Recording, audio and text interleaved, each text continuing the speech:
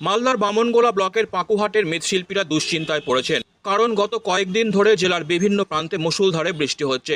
তাদের চিন্তার কারণ হাতে গোনা আর মাত্র কয়েকদিন বাদেই দুর্গাপূজা। তার আগে প্রতিমা তৈরি করে বিভিন্ন পুজো কমিটিকে ডেলিভারি দিতে হবে। এ বিষয়ে এক মৃৎশিল্পী জানান, গত কয়েকদিন ধরে বৃষ্টির কারণে আকাশ পরিষ্কার হচ্ছে না, রোদ উঠছে না। রোদের জন্য প্রতিমার গায়ের মাটির প্রলেপ শুকোচ্ছে না, তাই এখন তারা রাত দিন এক করে প্রতিমা তৈরি করে যাচ্ছেন। তিনি আরও বলেন, তার তৈরি প্রতিমা বামনগোলা ছাড়াও গাজল, বালুরঘাট, দক্ষিণ দিনাজপুর, নালাগোলা সহ বিভিন্ন এলাকায় যায়।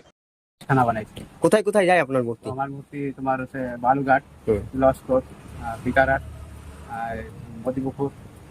আচ্ছা, এবার তো বৃষ্টি হলো, হ্যাঁ, তার ফলে কি ক্ষতির মুখে? বৃষ্টিতেও অনেকটাই কাজ পিছিয়ে গেছে।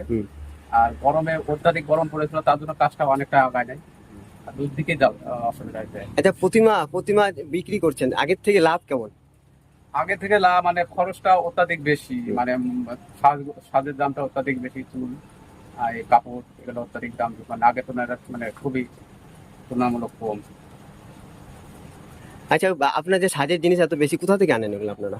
আমরা তো ওই বুলবুল থেকে নিয়ে আসছে, ডিস্ট্রিবিউটর থেকে, আর মালটা আসে কলকাতা থেকে। আচ্ছা, এই যে মূর্তি প্লেট হবে, মূর্তিগুলা মোটামুটি পঞ্চমের দিন কমপ্লিট দিতেই হবে। আচ্ছা, আপনার নাম? আমার নাম নিখিল পাল। Disclaimer. This channel may not promote any violent, harmful or legal activities. All content provided by this channel is meant for an educational purpose only.